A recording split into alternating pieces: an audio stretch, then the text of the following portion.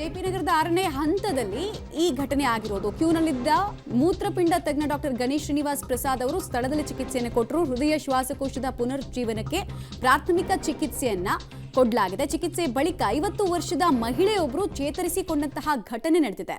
ಪ್ರಾಥಮಿಕ ಚಿಕಿತ್ಸೆಯ ಬಳಿಕ ಅವರನ್ನ ಆಸ್ಪತ್ರೆಗೆ ದಾಖಲಿಸಲಾಗಿದೆ. ಟೈಮ್ಲಿ ಆಕ್ಷನ್ ನಿಂದ ಅವರು ಬದುಕುಳಿದಿರೋದು ತಿಳಿದು ಬರ್ತಾ ಇದೆ.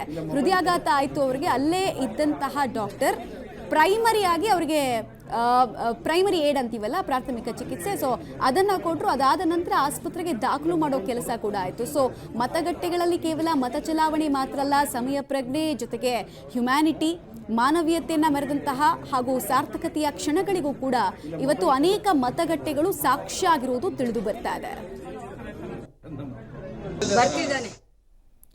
ನೋಡ್ತಾ ಇದ್ದೀರಾ, ವೀಲ್ ಚೇರ್ನಲ್ಲಿ ಬಂದು ಮತದಾನವನ್ನ ಮಾಡೋ ಮೂಲಕ ಸಮಾಜಕ್ಕೊಂದು ಮೆಸೇಜ್ ಕೊಟ್ಟವರು, ಇನ್ನೊಂದು ಕಡೆಗೆ ದೂರದ ದುಬೈನಿಂದ ಬಂದು ವೋಟಿಂಗ್ನಲ್ಲಿ ಪಾಲ್ಗೊಂಡವರು, ಶತಾಯುಷಿಗಳ ಮತದಾನ, ಮದುಮಗಳ ವೋಟಿಂಗ್, ನವದಂಪತಿಯ ಮತದಾನ, ಆಟೋದಲ್ಲಿ ಬಂದು ವೃದ್ಧರೊಬ್ಬರು ಮತದಾನ ಮಾಡೋದ್ರ ಮೂಲಕ ಎಲ್ಲರ ಗಮನ ಸೆಳೆದಿದ್ದು ಕೂಡ ನಾನಾ ವೈಶಿಷ್ಟ್ಯತೆಗಳನ್ನ ಒಳಗೊಂಡಿದ್ದಂತಹ ಮೊದಲ ಹಂತದ ಚುನಾವಣೆ ಅನ್ನೋದನ್ನ ನೋಡ್ತಾ ಇದ್ದೀವಿ ನಾವು. ಇನ್ನೊಂದು ಕಡೆಗೆ ಮತದಾನ ಮಾಡಿದವರಿಗೆ ಗಿಡ ಕೊಡೋದ್ರ ಮೂಲಕ ಕೃತಜ್ಞತೆ ಸಲ್ಲಿಸುವಂತಹ ಕೆಲಸ, ಜೊತೆಗೆ ಪ್ರಜಾಪ್ರಭುತ್ವದ ಅತಿ ದೊಡ್ಡ ಹಬ್ಬದಲ್ಲಿ ಪಾಲ್ಗೊಂಡಿದ್ದಕ್ಕೆ ಧನ್ಯವಾದ ಅರ್ಪಿಸುವಂತಹ ಕೆಲಸ ಕೂಡ ಆಯಿತು.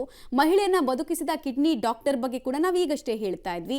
ಇನ್ನೊಂದು ಕಡೆಗೆ ಮನೆಯಲ್ಲೇ ವೋಟ್ ಮಾಡುವಂತಹ ಅವಕಾಶ ಇದ್ರೂ ಕೂಡ ಮತಗಟ್ಟೆಗೆ ಬಂದು ನಾನು ವೋಟ್ ಮಾಡ್ತೀನಿ, ನನಗೆ ಆ ಪ್ರಿವಿಲೇಜ್ ಬೇಡ ಅಂತ ವಿಶೇಷ ಚೇತನರು ಸ್ವಾಭಿಮಾನದಿಂದ ಬಂದು ವೋಟ್ ಮಾಡಿದಂತಹ ದೃಶ್ಯ ಕೂಡ ಸೆರೆಯಾಗಿದೆ. ಹಾಗೆ ಒಂದೇ ಕುಟುಂಬದ 85 ಜನ ವೋಟಿಂಗ್ ಮಾಡಿದ್ದಾರೆ. ಓಕೆ, ಇನ್ನೊಂದು ಕಡೆಗೆ ಒಂದು ಮಹಾ ಎಡವಟ್ಟು ಕೂಡ ಆಗಿರೋದು ಗೊತ್ತಾಗ್ತಾ ಇದೆ. RR ನಗರದಲ್ಲಿ ಯಾರದೋ ಓಟನ್ನ ಯಾರೋ ಹಕ್ಕನ್ನು ಚಲಾಯಿಸಿರುವಂತಹ ವಿಚಾರ, ಇದು ಗೊಂದಲಕ್ಕೂ ಕೂಡ ಕಾರಣ ಆಗಿದೆ. ನೋಡಿ, ಅಲ್ಲಿ ಮೋಸ ಆಗಿರೋರು ಕೂಡ ಹೇಳ್ತಾ ಇದ್ದಾರೆ ಈ ರೀತಿ ಬ್ಲಂಡರ್ ಹೇಗಾಯ್ತು ಅನ್ನೋದು ಗೊತ್ತಾಗ್ತಾ ಇದೆ. ಸಾಮಾನ್ಯವಾಗಿ ಈ ರೀತಿ ಆಗಲ್ಲ. ಮತಗಟ್ಟೆ ಅಧಿಕಾರಿಗಳು ಕರೆಕ್ಟ್ ಆಗಿದ್ರೆ ಪ್ರತಿಯೊಂದನ್ನು ಚೆಕ್ ಮಾಡಿ 4 ಹಂತದಲ್ಲಿ ಹೋಗ್ತಾರೆ. ಅವ್ರು ಮಾತಾಡೋದಿಲ್ಲ, ಪಕ್ಕದ ಬಂದು ಮಾತಾಡ್ತಾರಲ್ಲ.